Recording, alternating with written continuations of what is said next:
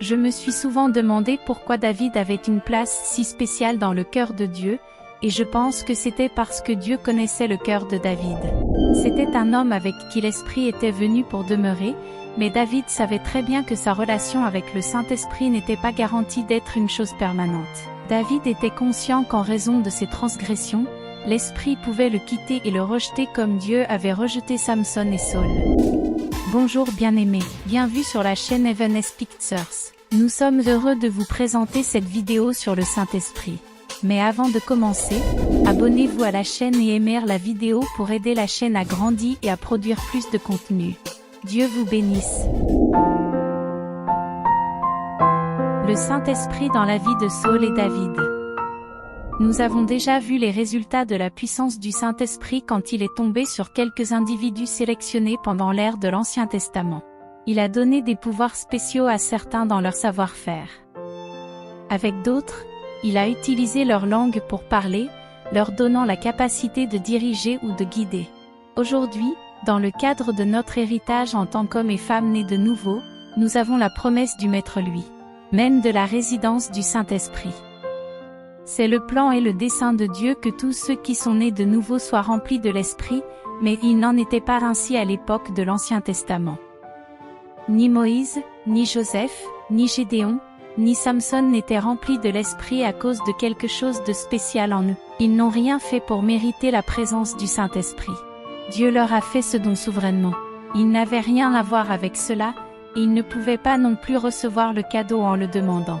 Dieu les a choisis et en a fait ses instruments. Et la première distinction importante à observer alors est que le séjour du Saint-Esprit dans l'Ancien Testament n'était pas universel pour tous les croyants. Mais c'est aujourd'hui, en ce jour de la Pentecôte. La deuxième chose que nous devons observer est que le Saint-Esprit est venu sur les hommes pour leur donner service spécial. Avec Moïse et les 70, c'était pour diriger.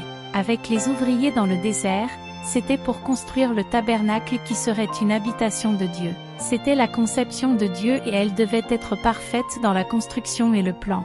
Par conséquent, il a donné le pouvoir à ses ouvriers et artisans, leur demandant avec une intelligence surnaturelle de créer un bâtiment parfait pour lui pour y habiter.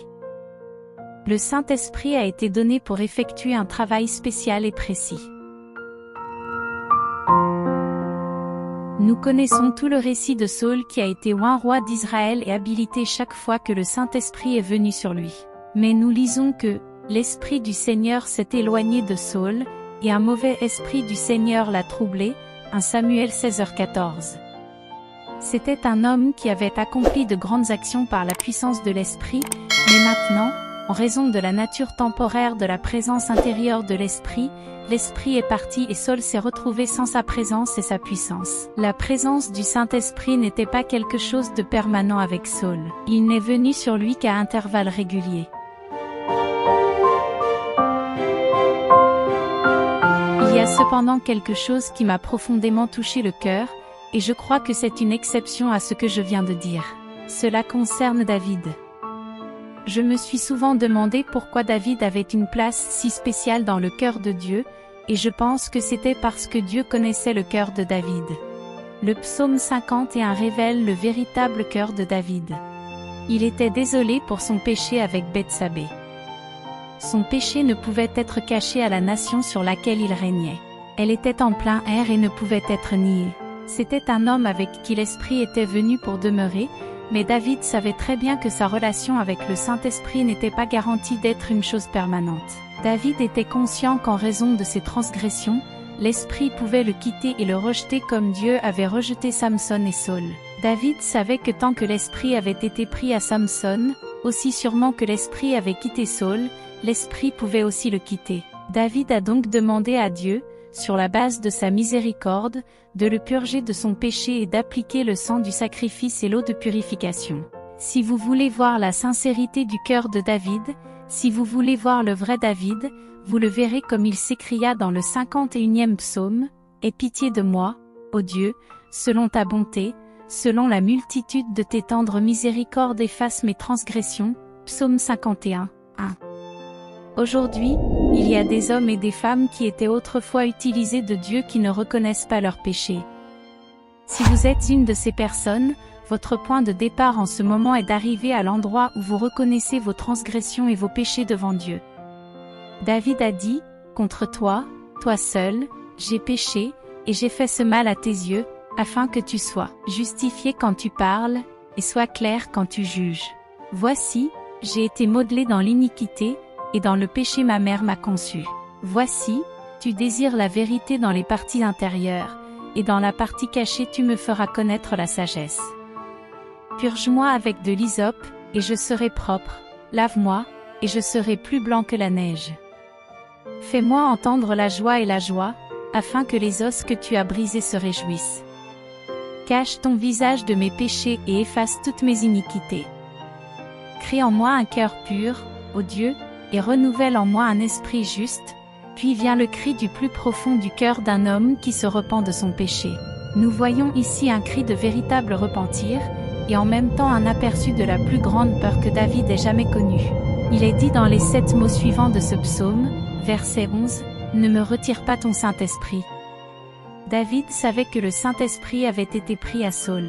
Il savait que le Saint-Esprit avait été pris à Samson, et que Samson ne savait pas que le Seigneur lui avait été retiré. Alors David, craignant que l'on ne lui prenne la même puissance et le même esprit merveilleux, s'écria, « Ne me rejette pas loin de ta présence, et ne me retire pas ton Esprit Saint. » En d'autres termes, David disait, « Prenez tout ce que je pourrais avoir, prendre toutes les possessions terrestres qui pourraient être les miennes, prendre tout pouvoir terrestre que je pourrais posséder. Prends tout, mais ne me rejette pas loin de ta présence, ô Dieu, et ne me retire pas ton Saint-Esprit. Car quand Dieu est parti, je ne suis que de la chair, un homme ordinaire sans. » Le Saint-Esprit, pareil hier et aujourd'hui. Il est évident que l'effusion du Saint-Esprit pendant l'Ancien Testament était un acte souverain de Dieu.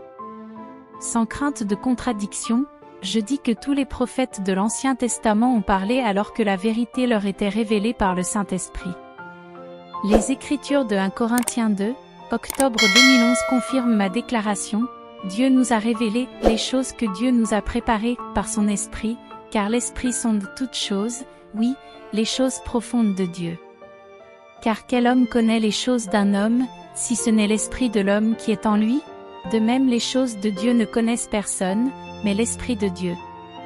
Toute révélation est donnée par le Saint-Esprit, et quand l'homme reçoit la connaissance de cette révélation, cela aussi est donné par la même puissante troisième personne de la Trinité. Je m'émerveille parfois de cette précieuse petite vieille mère pieuse, une chair sainte de Dieu, qui, pour la plupart des choses, est analphabète. Pourtant, elle peut en savoir plus sur la Bible et sur les choses spirituelles que quelqu'un qui a tous ses diplômes. Quelqu'un qui peut être admiré et estimé en raison de son grand savoir, mais à qui la Bible ne détient aucune vérité vraie et qui n'a pratiquement aucune compréhension de la parole de Dieu que ce soit. Pourquoi une mère pieuse en connaîtrait-elle plus sur la Bible qu'un savant biblique? Parce que la Bible est un livre spirituel, et elle doit être révélée spirituellement par le Saint-Esprit, tout comme il en a été l'inspiration. L'éducation est merveilleuse, et ne dites pas que je suis décriant l'éducation. Ce que je dis, c'est ceci, la Bible est différente de la loi, de la médecine ou de tout autre enseignement dans le monde entier. Le Saint-Esprit est son inspiration. Les Écritures ont été données par le Saint-Esprit. Ils ne peuvent être révélés au cœur et à l'esprit des hommes et des femmes que par le Saint-Esprit, et c'est quelque chose que vous ne pouvez pas aller à l'école pour obtenir. Vous recevez le Saint-Esprit à genoux et ces révélations doivent venir directement de lui. Voici un livre, la Sainte Bible, et il ose écrire à l'avance l'histoire future de ce monde. Il ose prophétiser ce qui va réellement arriver aux nations du monde. Voici un livre qui ose littéralement raconter l'avenir de l'humanité, et un imbécile est la personne qui s'opposera à la parole de Dieu parce que tout ce qui a été prophétisé, concernant les événements qui se produiront jusqu'à cette heure, a eu lieu. Lisez l'Ancien Testament. Dans la vie de Jésus-Christ, le Fils de Dieu, des dizaines de prophéties ont été accomplies, mais les prophètes de l'Ancien Testament n'avaient jamais vu Jésus. Ils n'ont été poussés que par le Saint-Esprit pour donner les prédictions et les prophéties. Dans le Nouveau Testament, nous voyons dans Actes 1h16 que la révélation de la vérité se trouve dans la personne du Saint-Esprit.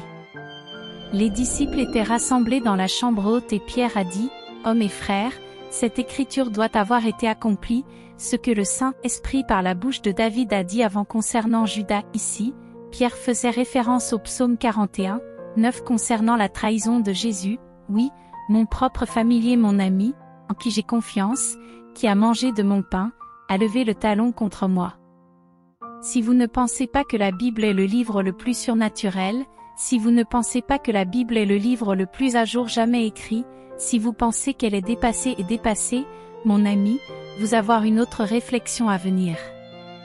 Soufflez la poussière de votre Bible. Commencez à le lire. C'est de la dynamite, et Dieu va garder sa parole au croisement de chaque « T » et au pointillé de chaque « I ». Je vous rappelle encore une fois, si je vous enseigne une chose et que la Bible en dit une autre, la Bible a raison. Vous pouvez miser votre vie sur la Bible. Ne vous opposez jamais à la Bible. C'est un livre surnaturel, d'inspiration surnaturelle. On parle par erreur s'il doit dire qu'il y a des contradictions dans la parole de Dieu. Il n'y a pas de contradiction dans le Nouveau Testament concernant ce qui est dans l'Ancien, et il n'y a pas de contradiction dans l'Ancien Testament concernant ce qui est dans le Nouveau. Ils ont tous deux été donnés sous la même inspiration du Saint-Esprit et il ne se contredit pas. Voici quelque chose de merveilleux, et je cite Pierre, sachant cela en premier, qu'aucune prophétie de l'Écriture n'est d'interprétation privée. Car la prophétie n'est pas venue dans le passé par la volonté de l'homme, mais les saints hommes de Dieu ont parlé comme ils étaient animés par le Saint-Esprit, de Pierre 1, 20 à 21. Qu'est-ce que ça veut dire? Simplement, cette prophétie n'est pas née dans l'esprit de l'auteur qui a écrit. Celui qui a écrit n'a fourni que le vaisseau, le corps, la chair, comme sténographe. Aujourd'hui encore, le Saint-Esprit ne demande qu'un récipient cédé, et c'est sa puissance qui agit à travers le récipient vide cédé.